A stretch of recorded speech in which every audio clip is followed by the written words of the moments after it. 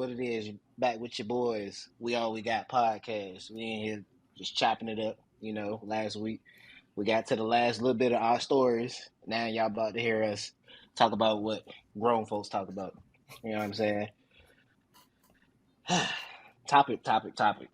Why the Hey, billionaires Before we always get want to into the spend all the topic, money? man, hold on. Before we get into the topic, we got to hit the cheers. We got to tell everybody, make sure you like, comment, subscribe, and get That's your cheers right. on. That's what we always That's do. We right. always cheers, no matter what you drinking. Today I'm on that White Claw, that Hey. blackberry, not That- black cherry, blackberry. I got that And old fashioned. Moscato. cheers to life, cheers to success, cheers to happiness. We all we got. Like I always say, we streaming. We on YouTube. We on Podbean. That's our official website. We on Apple Podcasts. We make it easy for you guys to rock with us. And like we said last week, like we said on our last podcast, we on socials now too. Instagram, TikTok, Gmail. We got our email address on there as well. So you guys got something you want to hear us talk about? Send us an email. Hit us up in the DMs. It goes down in the DMs, and we'll try to get your topic loaded in there. If you're someone that want to hop on and be a special guest, hop in there as well, and we'll try to see if we can get you scheduled in. Yes, sir. Hey Thomas, I'm giving it back to you, man. I know you're busy now. You're rolling right now, but Sure. See, my cheers ain't gonna be no alcohol this week. I stay to this green. But we were kind of discussing before we got on the air of why billionaires like to spend all their money, and of course, one of the podcast mates said that they can't take it with them. But there's this theory we have, or this not statistic, but this number that we looked up to end world hunger, and that number was what, Scott? now you got me about to look it up. All right, so what the number they say is, and these are professionals. This isn't me. I didn't make this number up. They said an investment of $37 billion every year until 2030. This was as of December 9th, 2022. $37 billion every year until 2030 can take care of world hunger. But Shit. that leaves. I mean, I think it's a choice, but that's just me. And for reference, that's from the World Food. That's from literally the World Food Program USA. It's an official website. You can look it up. WFPUSA.org. They talk about it. Their official number is 40 billion every single year by 2030, and that's 7 years away. I'm not saying it's not possible. I think it's definitely possible to end like global world hunger. So I'm gonna be like the naive viewer here and ask questions, because when we talk about ending world hunger, from my understanding, like, there's enough food on the planet to feed everybody. So it's not a matter of like production. It's a matter of getting the food to people everywhere, and I guess logistics, location. But there's enough food on the planet to feed everybody consistently. That's like based on like studies from Oxfam and like the UN, like there is enough food. It's just, so what's the money going to be used for? Is it to get the food to people? Like, we got homeless people on the street right now, and it's like, even if we had that money, like, how would the homeless person access that, I don't know, whatever, 37 billion? Like, you're homeless, you ain't got nothing, there's all this money out there. How you going to get it? Well, you got to think about it like this. If you can spend it, you can get it. So, at the end of the day, if they really wanted to put this food wherever it needed to be, they could, because just think about natural disasters when shit happens in Japan or fucking Thailand or wherever islands, right? Where tornado, tsunami, whatever goes through, wrecks the whole island, but yet they have support within 24 hours after that natural disaster. So, like I said, if they really wanted to, it's not hard at all. It's nothing to airdrop some shit in the middle of nowhere for people to get the things that they need. It's just all about, once you do it, all right, we have nobody at the bottom now. So one thing you got to think about too, to add to that. So I just looked this up because I wanted to get the accurate number. So since the beginning of the war, and you're gonna know what I'm talking about when I finish this, The United States Biden administration has directed more than $75 billion in assistance to Ukraine. Mm-hmm. Since the beginning of the war. That war ain't been happening for 30, 40 years. You know what I'm saying? Since the beginning of the war, we've already directed $75 billion towards Ukraine. So what I'm saying is if we got the United Nations, we have a bunch of countries that come together and they agree on all these different things like, okay, yeah, we're not using nukes and when it comes to wars and stuff like that. If we came together as a global collective and say, hey, we really want to tackle world hunger, I think we could do it. I think part of it, though, is like you said, there is food all over the place, but some places are harder to reach than others. It requires building facilities. It requires filling those facilities with workers that you can pay a living wage, which I'll touch on that in a minute, but a living wage to be able to make sure that food is supplied to people that just genuinely don't have.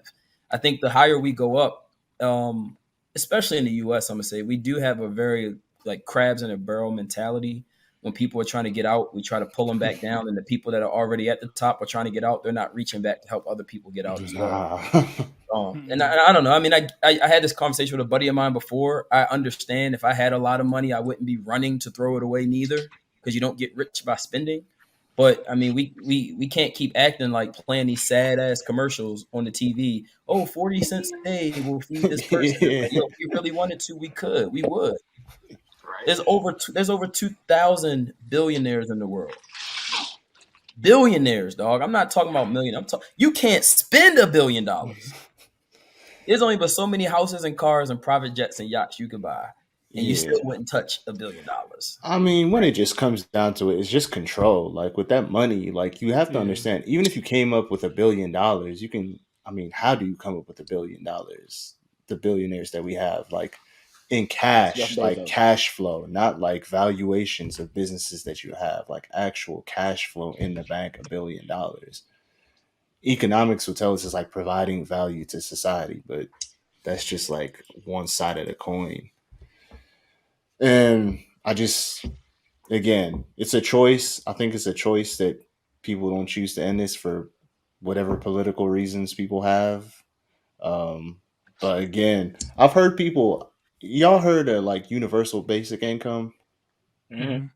And I think like with this whole AI thing, that's going to tie into more like if powerful people own AI and control it, then they control labor. That's only going to increase like the economic gap, because now your labor is going to be valued for less because they can have a machine do it a lot quicker. So you have no bargaining power.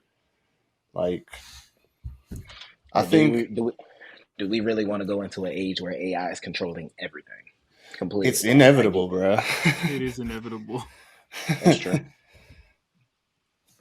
Let's go. I got to go back to the thing that. Yeah, you're muted.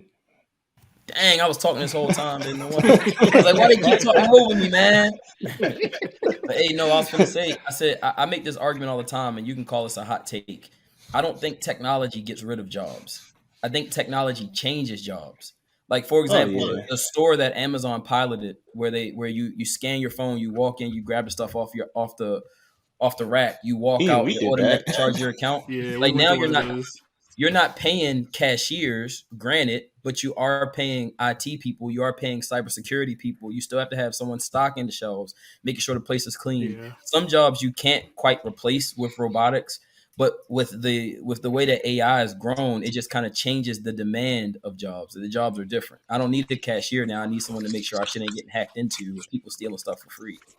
But dude, just like you talking about human nature, I can already see it. Like a corporation, right? They got like 5 cashiers, or they have, I don't know, 5 checkout machines, but they'll hire like 1 cashier to operate those 7 machines because it costs less, and they won't pay that cashier more because they'll be like, we already, like, you're not doing the labor of the 7 machines. Like, we provided these machines. So even though that person is probably doing the work of like 7 people, he's still getting paid, or he or she's still getting paid the wage of 1 person, because the objective of business is to make profit, and they can make profit by having them do that one job. The job is 7 people and paying them like minimum wage, because technically, like, you know, you're just pushing buttons. Like that's what I mean. And I agree with you. I don't think the jobs are going to go away. I just think they're just going to use AI to lower like human value, like how much they're gonna pay you. And to stay competitive, like even me, like right now, dude, using Chat GPT, using like Grammarly, there's all these technology, these apps you got to use to be like competitive, and that's what you're gonna have to do for everything. You have to like your competition. If they're not using AI and you're using AI, then you beat them. And then like they know like there's hella people that need the job, so it'll be like, hey, we know there are lots of people that can do this, so we'll pay you 40K, take it or leave it. Somebody else will take it because they can do the same job you're doing. Can I So, argue that's not the Can I argue that's not the worst thing though? I mean, we should be striving to thrive, not Let me not tell trying you why. to. Let me tell you why I say that though. Hear me out. I had this conversation all the time, and this is what we were talking about off air.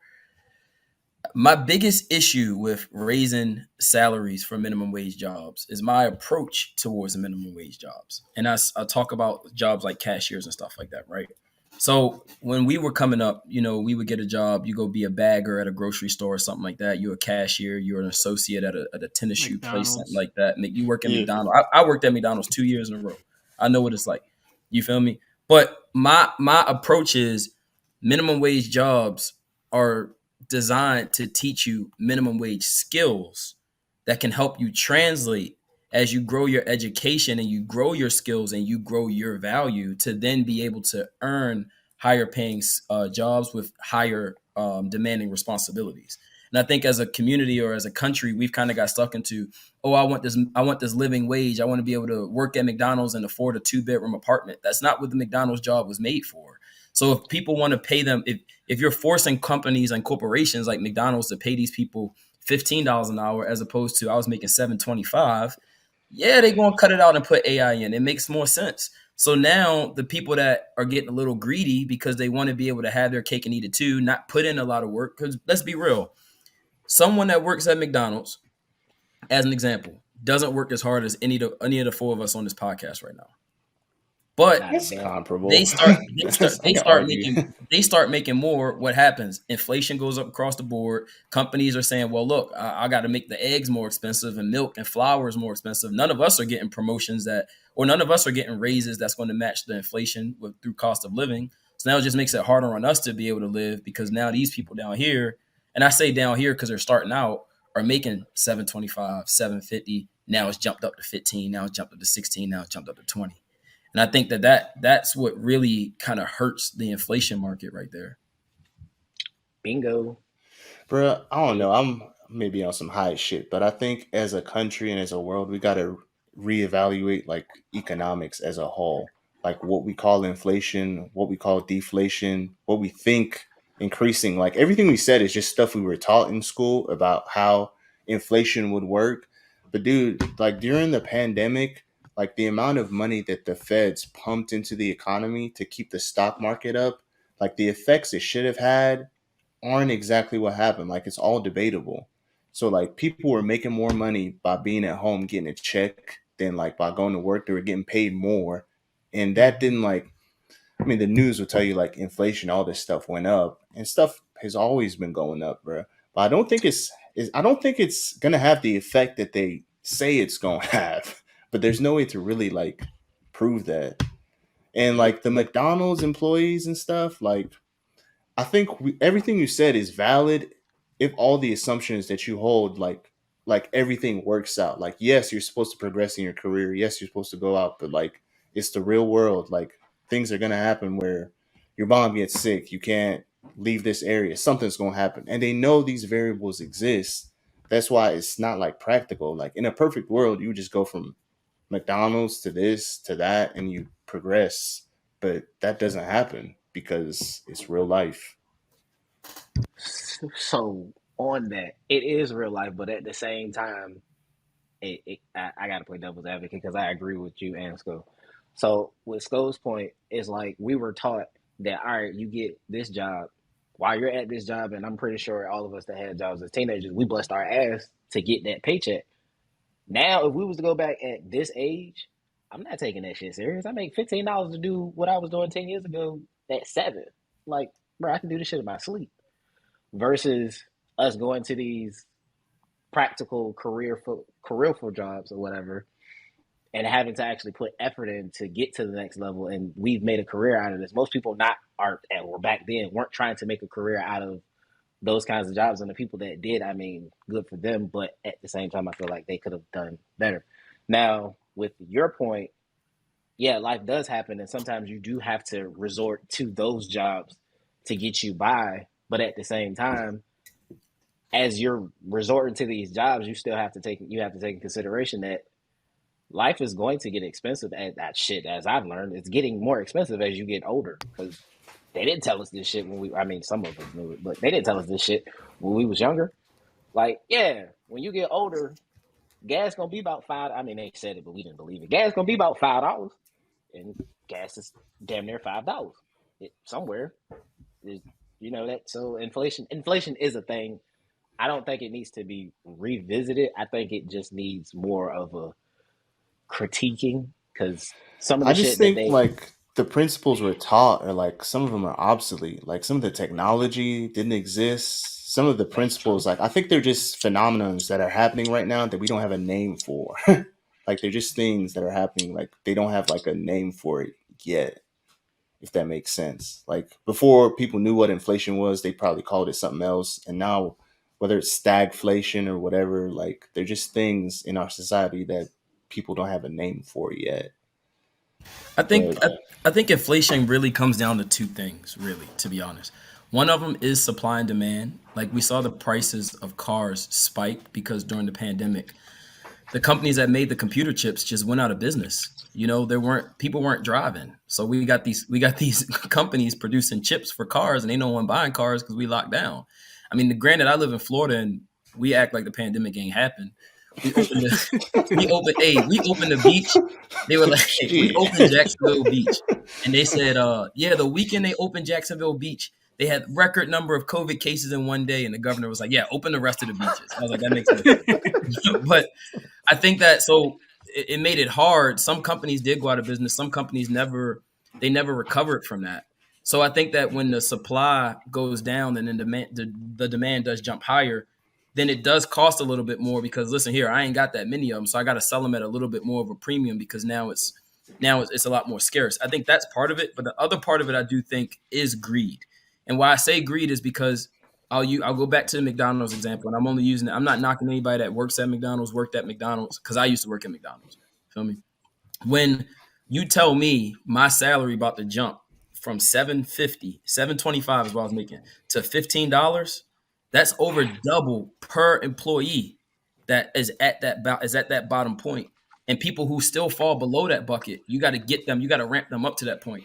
And these companies that make millions and billions of dollars annually or quarterly, they're not willing to take that big of a cut into their profit margin. So they Not at got to all. do something. But they're Either not going. It's not like they're going to skip a meal if they take like lose an extra million. They might not be able to it's a buy lot. their fifth home or I think something. it's You a know what I lot mean? more though. I think it's a lot more.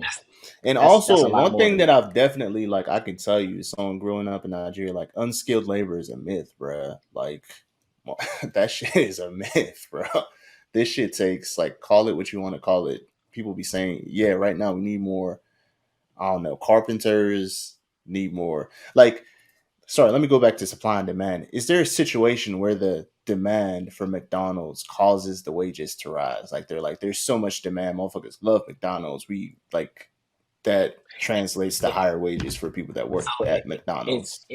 it's not just McDonald's. It's kind of like that living wage that people were fighting to get. Like, oh, life is getting, like I said, life is getting expensive, because at one point in time you could get a 1 or 2 bedroom apartment for anywhere from $500 to $700.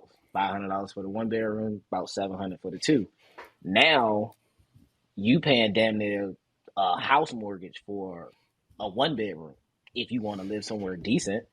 So So I think we saying the same thing. Like wages I mean, haven't kept up with inflation, but there was a point where working at McDonald's would be all you needed because the wages at McDonald's kept up with your standard of living. But then the standard of living went up, and then your wages didn't, and then you But need I think three it's part. jobs. I think it's more than that though, because like I was saying earlier, like us four, right? We make a decent salary. We got a career. When the minimum wage goes up, that doesn't impact us. So now the people that have to get paid more, those companies are charging more to get back to, if not increase, but get back to their profit margin that they were at prior to this, because let's not act like they didn't already have a nice profit margin. They're trying to get back to it because you're not going to stay in business. You start losing millions of dollars quarterly. So they're trying to get back to that point of that profit margin. And then it makes it hard on us, who you could call us, you could consider us the working middle class, or the top, or the top of the middle class. It starts to shrink the middle class because, okay, wait a minute, I'm making $60,000, $70,000, $80,000 a year. They just got jumped from $8 to $15. I ain't get that same type of rate. I didn't get a 50% raise in my salary, but now milk is double. Now eggs are double. So I think it starts to dollar menu no more. Ain't no dollar menu. So I think it starts to squeeze out the middle class, and it just makes it harder for everybody as a collective. And I think that, like I said, part of it is a little bit of greed because, again, we're talking as four guys that don't own a multi-billion-dollar corporation. But I guarantee you, if any one of us four, I guarantee I would be willing to bet almost anything about this.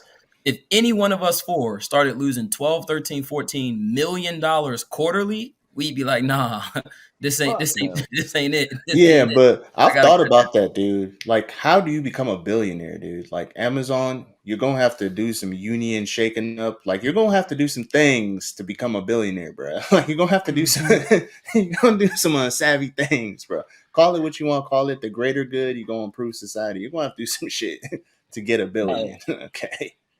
So at that point, I would do some shit to keep my millions, but I just don't think I'd be willing to do all the shit it takes to get to be a billionaire in the first place. So would you be willing to like move your call center offshore to where you don't have to pay the $15 minimum wage, and now you can pay somebody $4, which is now cheaper than what you were paying? And like that does happen. Like that's a false choice, bro. Like it's like one or the other, and there's like something in the middle where they can be like increase the wage in the U.S. so you don't have to move shit out there, and like if your demand doesn't decrease, if your demand increases while your supply is if both are going up and you're profiting, you're gonna keep going up. Like why would I lower my prices, right? If y'all gonna keep coming regardless of what the price is. Like I have this supply, what I have. That's what Netflix did. Yeah, you're gonna buy it regardless. Because like corporations, their goals, like being a salesperson, they increase your quota every year. So even if they have market share, the goal is to grow. Most companies always want to be like bigger. No matter how big you are, you just want more market share. That's the mission. That's what you got to do. That's when promotion comes in. Like if I have this product, right, and I'm selling so much of it, I could sell it to you at a discount. So therefore now you're going to buy twice as much of it and I'm still profiting. So regardless of how. Well, it depends on your cost. Like it depends on how much it costs for you to get the product. Like you're not going to sell it at a loss. On the opposite side of it, like Thomas said, if I'm going to sell you a McDouble for $1 and I'm making a lot of money, I raise it to $1.25 and I'm still selling the same amount. How much does it cost to make a McDouble? Like in this their cost is probably the same. I would assume their cost is probably the same as if not very close to what it was back then. When you start buying stuff in bulk like that, it's real cheap. Like when I ran the clothing line for a little bit, and this is when I was running the clothing line for a little bit, we would buy our shirts and stuff. Our cost per shirt landed long sleeve shirt with design and everything was $16 and some change per shirt. So I had to sell that at $25 just to try to make a $7 profit. I got us to a point where we could sell that shirt for $25 and cut our expenses down to 12, cut it down to 8. Then I cut it down to 6. So I don't even got to raise my profit. I don't even got to raise my selling price if I can find a way to manufacture it for cheaper, whether it's buying more in bulk, a little bit more upfront, whether it's purchasing it offsite. A lot of people they'll shop through Alibaba and other places like that overseas, and the cost to manufacture is just a little bit cheaper. But in a position like McDonald's, for example, and I keep going back to that, I can't fly in someone from Taiwan to run my cash register. So I got to resort to something else, either bringing in those automated machines that they bring in or raising the prices, because now I got to pay the people that literally work here. I got to pay them more money.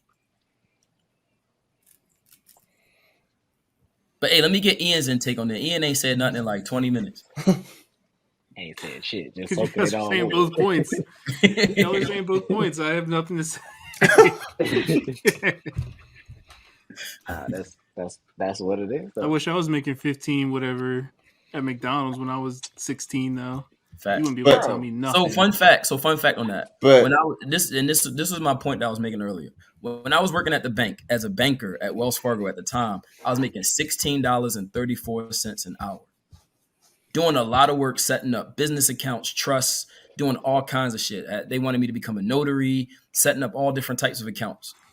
I literally was working, and I had to dress up nice. I had to wear a tie. But when McDonald's said they was finna raise their wage to $15, bro, it was worth the $1.34 pay cut to all just stand back there and be like, "Yo, do you want that large or do you want medium?" You know what I mean? Yeah. I'd have taken $1 but and some change off to do that, bro. here's what I'm probably gonna go back to. I think that $15 has the same purchasing power as the $7 in today's economy. It's just the number's 15, not 7. But I Does that think make sense? I agree That's with the you. issue. I agree with you, but I agree with you because I think they are related to each other. And in my opinion, I think the 725 has the same value as the 15 because when the companies see I got to go from 7 to 15, they're going to raise their prices so that it's the same for them. But it starts Right. to hurt people like us because back then, like Thomas said, I can get a 2-bedroom apartment for like $900. $850, I'm good. That same 2-bedroom apartment is now $2,000 because a bunch of companies are now raising their prices for everything. And my salary didn't change. I might get the 1, 2, 3% cost of living raise, but I'm not getting the 12, 13, 14, 15% inflation raise neither. Bruh, and here's the thing. This is why I know this game is just messed up. Like, y'all remember 2008 market crash when like the big companies was failing, GM, and when they got those bailouts and the government said they're too big to fail. You know what I'm saying? So like when it comes Yeah. down to it, we talk about passing the cost to the consumer. Dude, there are tax breaks and loopholes we don't even know about that even if they sold shit at a loss up front, they'd be all right because of tax write-offs. Like it's just a game. Like they talk about passing it over to the consumer, but like if you got your buddy in the government, you can work out a deal where yes, on our spreadsheets it looks like we took an L. Like, and this is from Power someone of who's been like money. self-employed. Like you can Can make I it. Can I argue that's just kicking the can down the road? And I think we see that with like the debt ceiling. Like I think the US dollar, which is the most popular currency in the world, is starting to take a hit. And BRICS is Yeah, I coming. would say it's not anymore. It's really not. BRICS is coming. Those other countries that are forming their own currency to challenge the USD. And I think that, like you just said, with all the loopholes and stuff that we had, keep pushing it off. Our national debt just keeps rising and rising and rising and rising. And eventually it's going to come due. And the economy, when it almost came due this year, bro, they were talking about, they said they said the Great Depression would be the best case scenario if the US defaulted on our debt. That's the best case scenario. And by continuing to write things off and like you're saying, passing it back to the government and letting them bail it out, I think eventually you're going to run out of road to keep kicking that can down. And then we're going to find ourselves where now it really is on us. It's going to have to be on us eventually anyway. It's really going to be on us, and there's going to be no way that we can truly recover or dig ourselves out of that.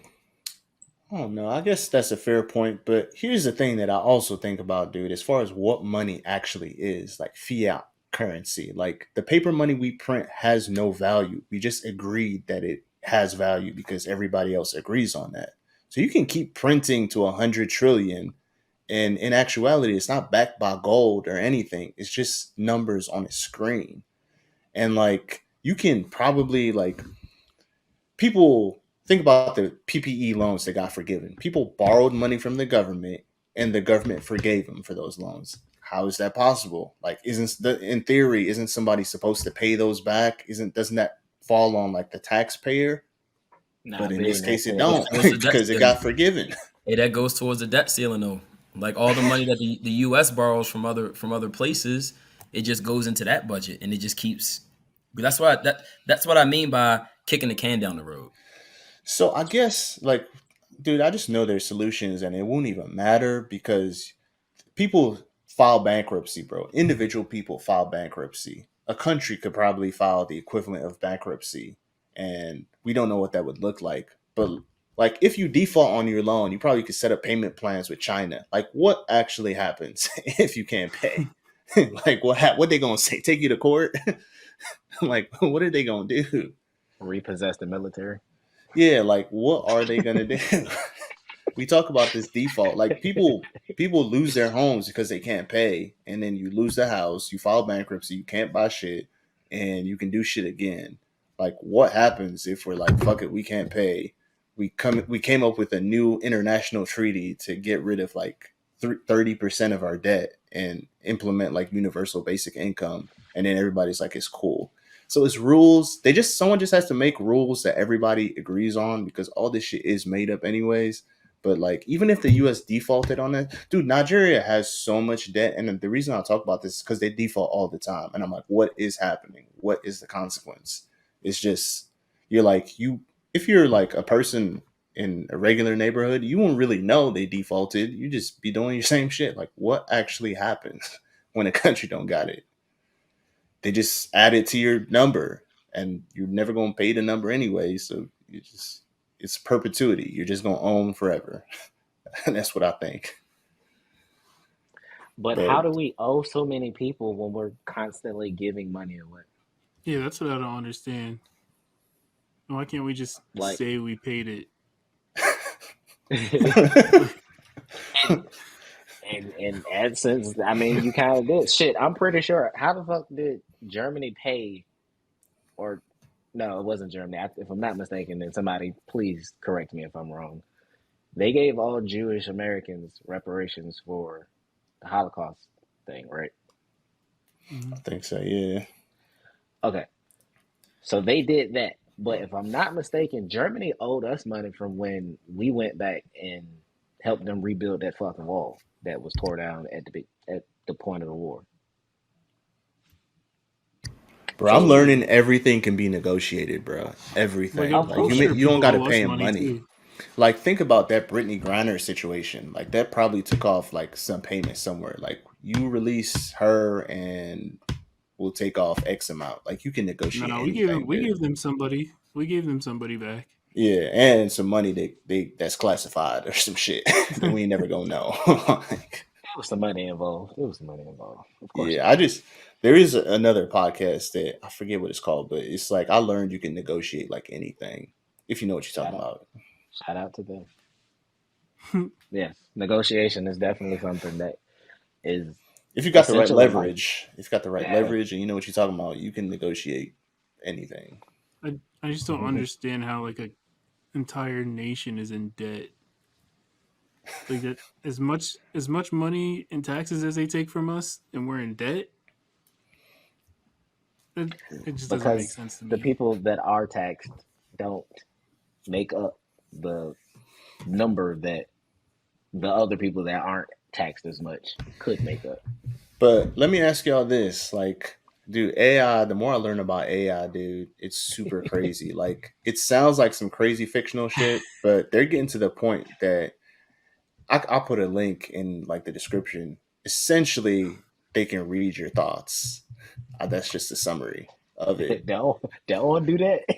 So like dude, I'll link the demo Don't do of like that. how they're able to do that. So I'm like at that point, I think at some point everybody's gonna need universal basic income because I do think on some level, whether it's spiritual, whatever, that a human being has value, whether they're productive, being a worker in an economy or not. Like you're enough, you're a human being, you know, like you don't have to be a machine just producing shit all the time to have value. So I do think universal basic income is a thing that's going to happen at some point, but I think there's going to be a trade-off. Like just like how old people get social security, they get a check every month and there's stipulations you got to hit. I think it's going to be the same thing. And I think the government's going to have to figure that out. But just the way stuff is going, I think at some point there should be like some universal basic income for maybe a family up to like 2 kids. Like maybe you're covered up to 2 kids, and then after the Well, third one, you don't so get let me nothing. I ask don't you know. then. So I let me got a ask you, question too. where does the money come from for the universal basic income?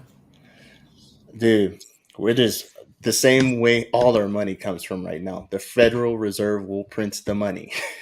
But And the reason I'm asking is because a lot of money comes from other things. Like you could say part of it comes from taxes, but we do.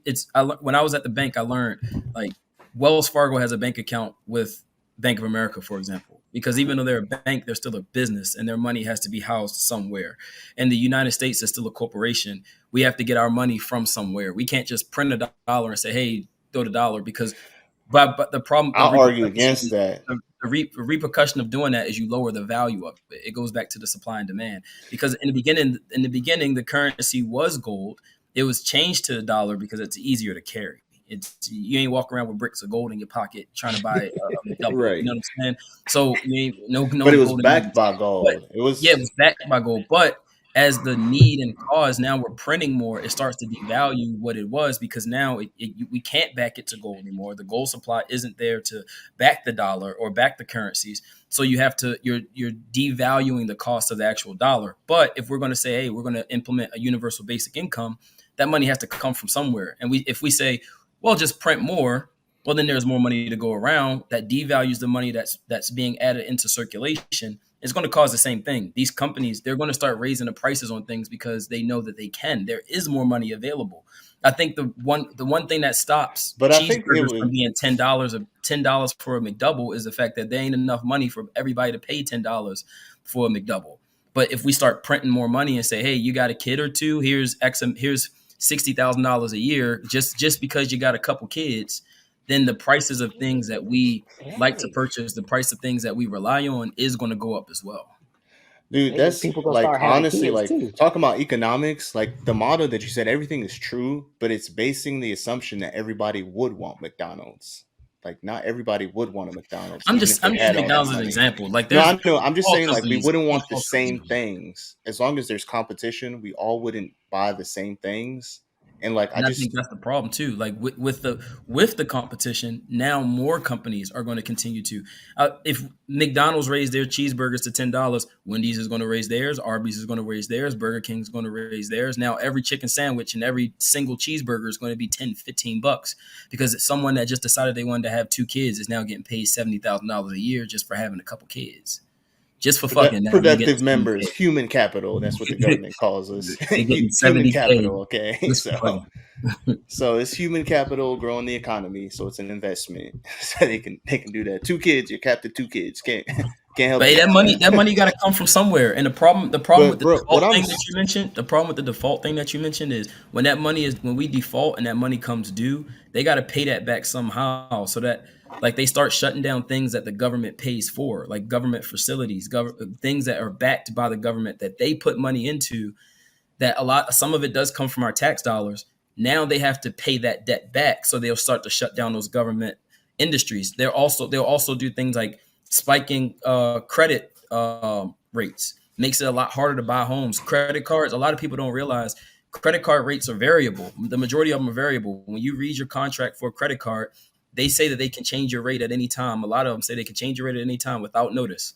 So next thing you know, your credit card, I got this credit card at 6%. Now it's 35, and I don't understand why. Well, they trying to repay back that debt that they just defaulted on. So there's a lot of issues to defaulting as a nation, but also if we implement some sort of I'm not saying it's not possible. I think a better approach is finding a way to just make more, and this might do the same thing, but finding ways to make more services easily accessible or a lot easier to access in general. I think that kind of helps with the whole living wage thing. If people who aren't making as much money now don't have to pay out of their ass for something that's extremely expensive, like healthcare, for example, I think that makes it a little bit easier for them to live on a lower wage as opposed to what you and I and Thomas and Ian are making. But that still doesn't solve the problem of where's the money coming from to be able to back those resources that are now free and available. Bro, I just think maybe I'm tripping a little bit and maybe it's a little naive. But dude, after doing like crypto and stuff and seeing that money isn't real, from talking about bailouts, how the government bails out companies that fail, those rules, like they can change those rules if they meet, like if they decide those are like the conditions they decide they want to implement. Like typically if a company that has shareholders is failing, like it's supposed to fail and file for bankruptcy, but because the company is too big to fail, we're going to create a rule that we will artificially pump money into your company so that it doesn't fail. And that's just something they made up. So I'm saying, like, I think they can agree to solve the problem and try and find solutions, but we can just agree that, like, one, everybody needs like a livable wage, and that two, that it's possible, because, and then we have to decide how to get there, because, but like you said, I know the money's got to come from somewhere, but like they threw that rule out the window when they had to bail a corporation out. Like they just printed some more money. Same thing with the stock market. Artificially inflated the stock market, pumping money. The Federal Reserve is not a bank, and they can print as much money as they want to, and they set the interest rates that bank borrow from the Federal Reserve, and then we borrow from the banks.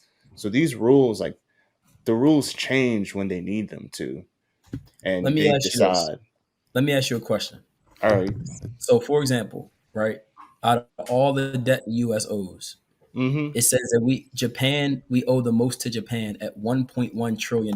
You think Japan just going to be like, okay, let's take a handshake deal and you ain't got to pay me that 1.1 trillion you owe No, me? that's not what I'm saying. I'm saying that, Thomas, what you saying? Hold up, wait. So you brought that up. We owe Japan $1 trillion, right? How much How does the Japan owe the U.S.?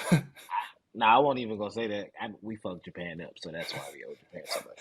But anyway, completely off topic. But no, we owe Japan $1 trillion, right? We owe them $1 trillion. How the fuck haven't we paid this shit back if we pumped $1 trillion into the goddamn economy to give everybody $1,200? Every American over the age of 18, $1,200. So when I say universal basic income, I'm talking about the whole world. Oh no, I get that part. I'm just asking that question about because with us Because I owing think people. so. To answer your question, for example, I'll just use Japan as an example. I'm not going to say that I'm not saying the stimulus money came from Japan at all. I just want to make that clear. No. But let's say, for example, we borrow $1.1 trillion. Let's call it $1 trillion. We borrow $1 trillion from Japan because we want to stimulate our economy.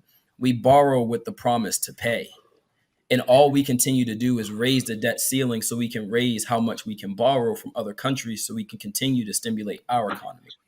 So that's where that money, it comes from there to be able to do, not Japan specifically, obviously, but it comes from other places and other sources for us to be able to fund our economy is what I'm saying. Now, if you're talking about a global thing, I think that's going to be extremely tough because a lot of these countries, they don't fuck with each other. Like some of us are allies and some of us hate each other.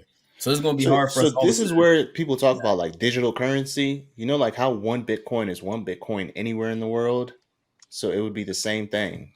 Like the US dollar, Tether, whatever, that would just be the same currency everywhere. And then you can have like a universal Tether is a Tether anywhere in the world because it's a digital currency. So that way, like that part, like at least you got that part solved. Like the money is the same everywhere. A Bitcoin is the same no matter wherever you are in the world. ETH is the same. So I think it's possible, dude. I just don't know if people want to do it. Just like ending world hunger. I think it's just too out there, and nobody gonna do it. But I think motherfuckers. What's his name? Andrew Yang talked about it. They didn't like that. He didn't win. But Because that's the only person at, I've seen talk about it. at that point you become a number. You're You become already a your number, bro. Yeah, you're Social already a Security. number. You're already a number, bro. I Just get get some that, money. but with that you literally like you become your net worth at that point because everything is in not electronic, but is in a system. You no longer have physical money. You're is Dude, attached. we're already there, bro. Like that's where we're going.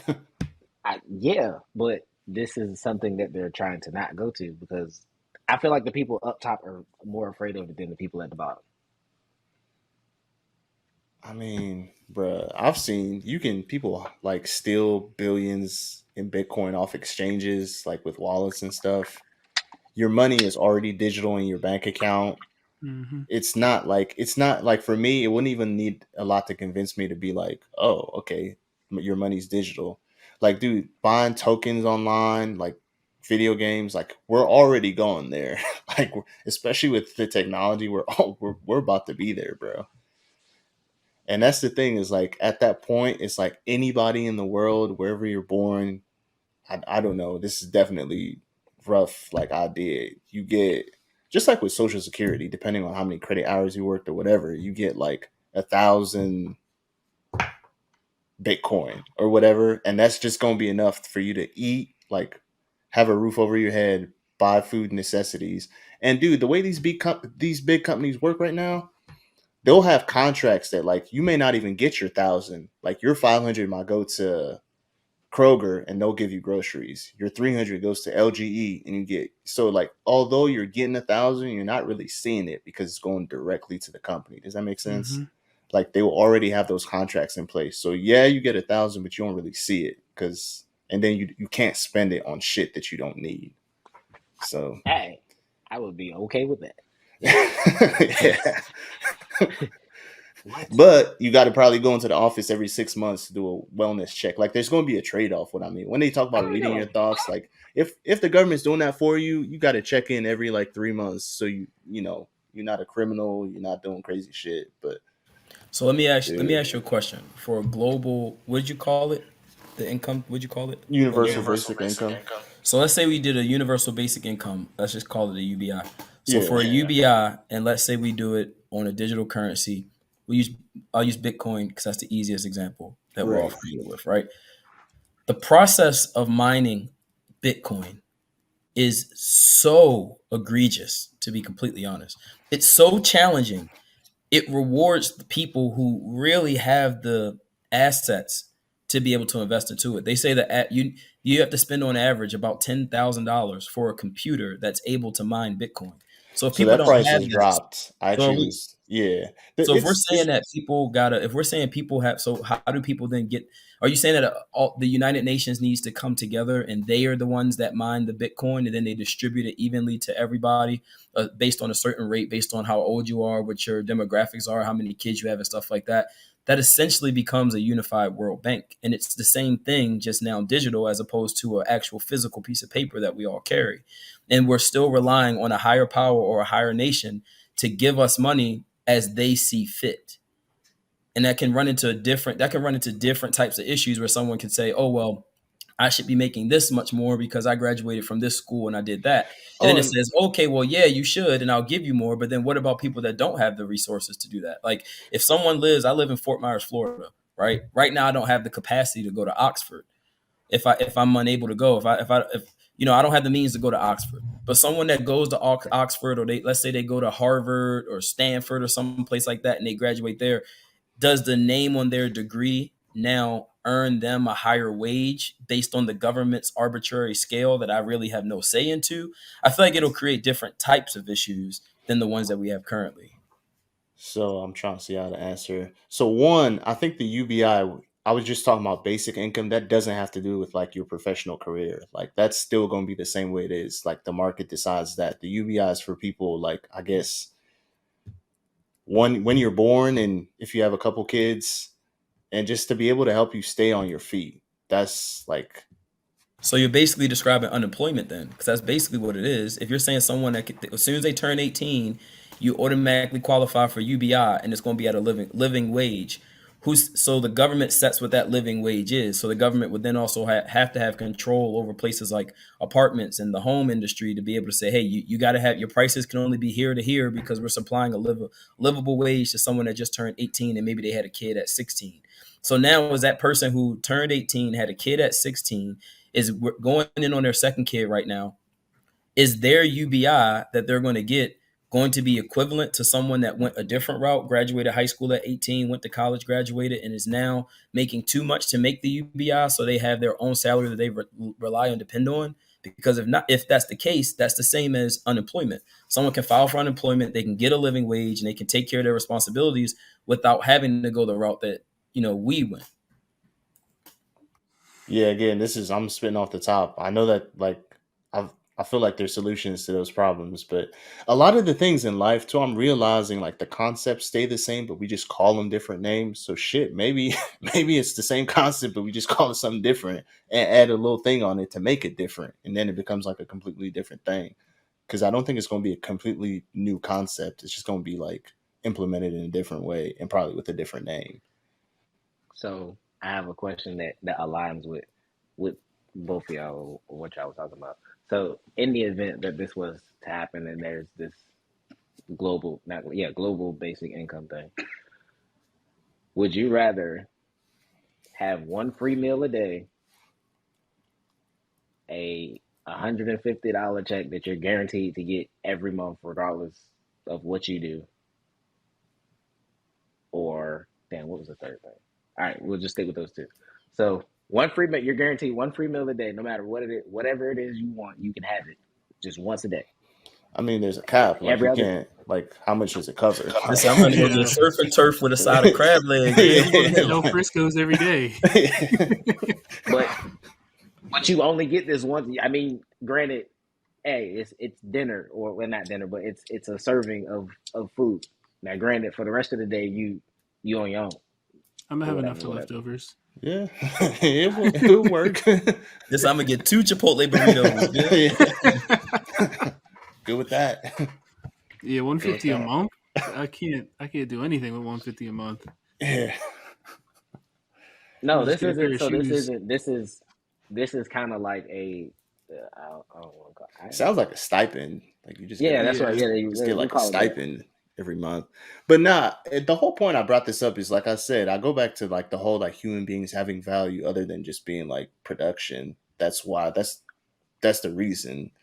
Supposed And I know like opportunities are unequal in the world, so that would be the idea for it. Obviously, this is just like some shit that I don't know who. I don't think there's any president. You'd have to have like the G7 and everybody even start to think about it, but one person can't make that shit happen. Like, you know, Mm-mm.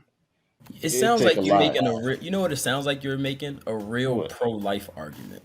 Because I think that most people, which is cool, I ain't knocking that. But the reason I say that is because I feel like most people tie your worth into what you're able to do at a larger scale, whether that's within your family, whether that's within your job, whether that's at school or something like that. Like the more you bring to the table makes you more valuable, right? Like a Yeah. manager is paid a little bit more than an associate because they are probably bringing some form of leadership to the table that the associate doesn't have. So by saying like, oh, you know, once you're born, you have value. I agree. I 100% agree with you. I'm not dismissing that at all. But I think when you try to then tie an arbitrary value to that, to say, hey, just because you were born, you're earned this amount of money. I think that Like a makes a very human being slippery born slope. anywhere in the world has the same, like, should be able to meet their basic needs. Not like you're worth this much, but You know what I you think the should better have approach would enough be? to like meet your Every basic needs. I think a better approach might be every person born in the world should have the same amount of opportunity.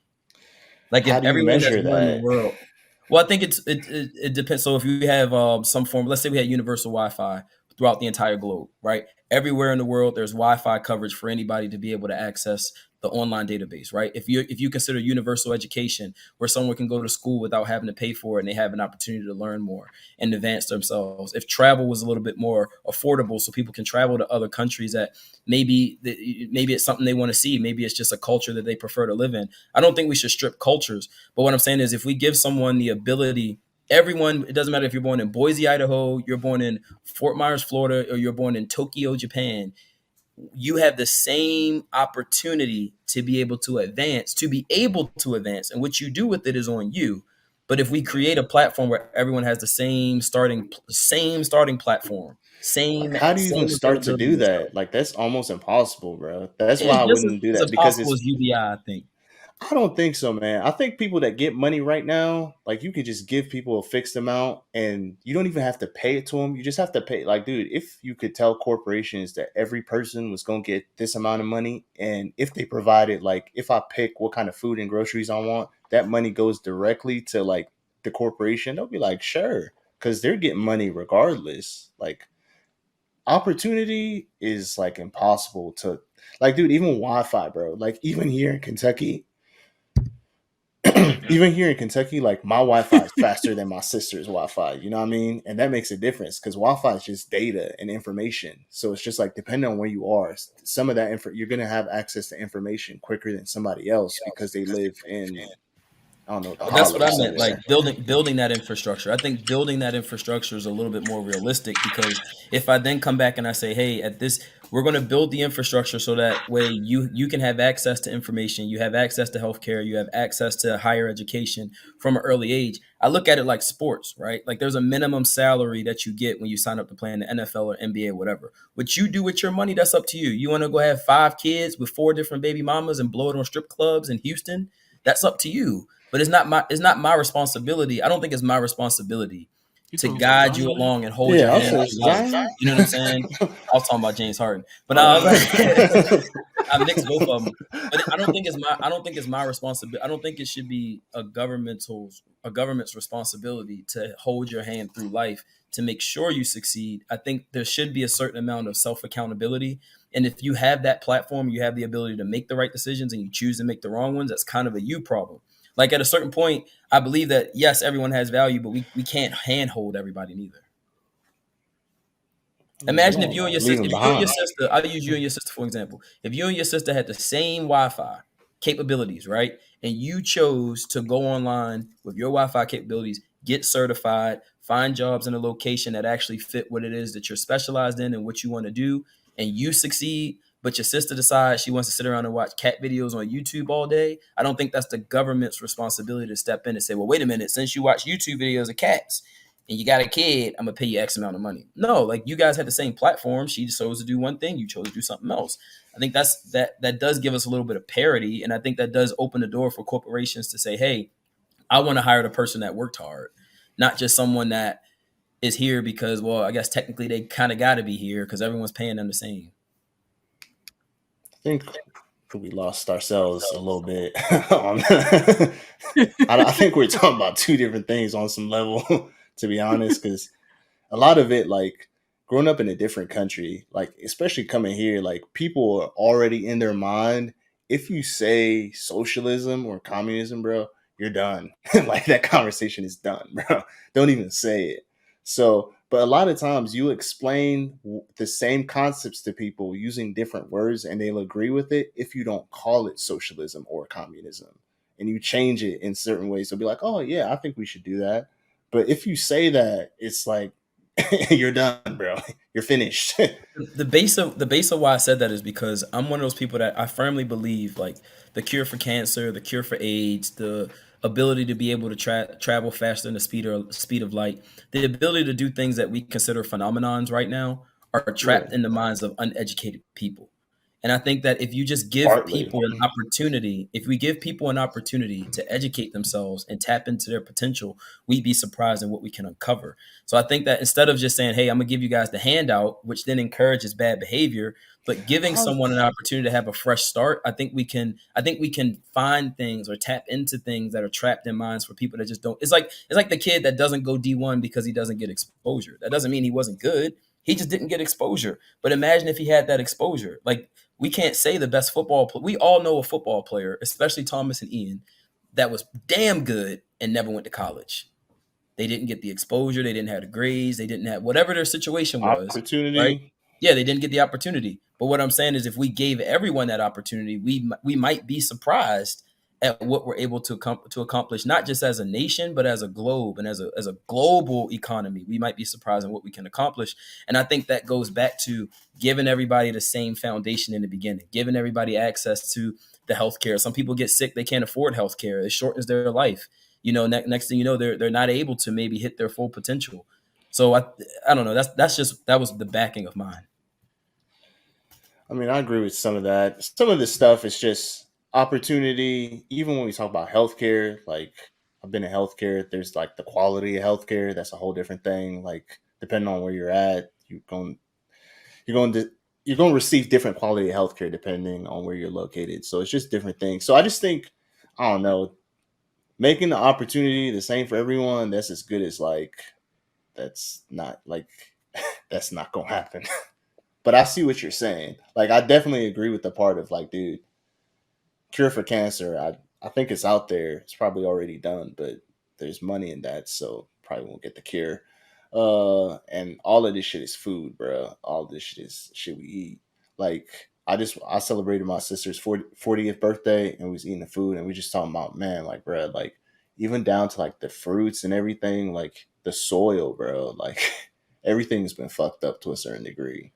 And I think we're also a little overpopulated. Like this is a conspiracy. This is a conspiracy theory. Hey, this is a conspiracy theory here. I know Tom about to say something, but real quick, this is a conspiracy theory here.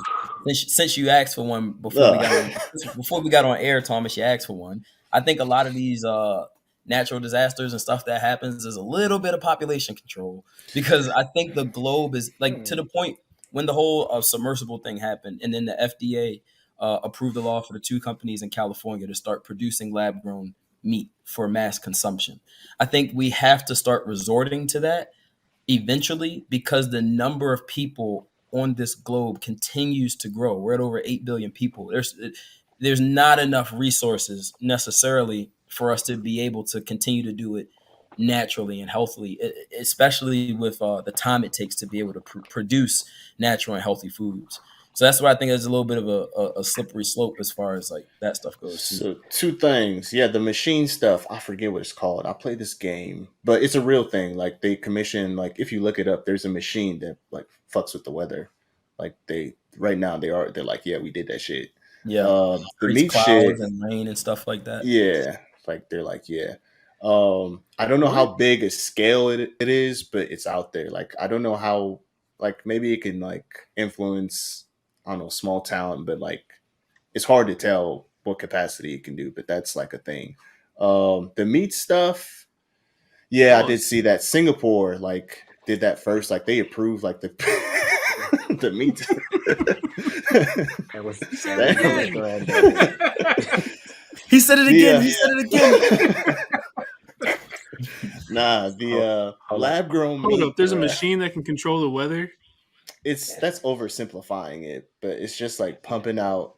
It can affect the weather. It definitely can. I forget There's what a it's machine that called. can It's create acronym. clouds. It's like and the cloud can rain. Yeah, I know there's a machine that makes snow that you can ski on. Just a larger scale, bro. It's much bigger. That is what it is. So anyway, is this a conspiracy theory? Nah. Not Just look it up. I'm gonna try to find the article. Just is- look it up. these- Just weather these are altering big- machine or something. These are There's I Google. forget the name of the what it was called. That thing could be Google. Operation something. Operation Control the Weather? Nah, it's something real simple. But nah, just look it up. It's a thing. Shit. Anyway, I think that's about. We're gonna. Yeah. Look, just saying something up for the next time. You know what yeah, I'm that's saying? and that's I don't wanna give 'em too much. and that's all we got. Yeah, look, literally. But then we, you know, Oh what my I'm saying? gosh. Shit, take us out, bro. Hey, well, look, man. Hey, appreciate y'all for stopping in. This was obviously we're jumping into everybody's intro so y'all can learn a little bit more about us. But now we back to talking about topics that are relatable to us. Some of it, we're going to have a little bit of fun throughout this journey. Season 1 of our podcast, We All We Got. So we might jump into a little bit of conspiracy theories here and there, sprinkle some of that in. Obviously, we're going to make sure we touch on things related to being a minority at a PWI. That's part of the reason why we started this podcast in general. That's the one thing that all of us have in common.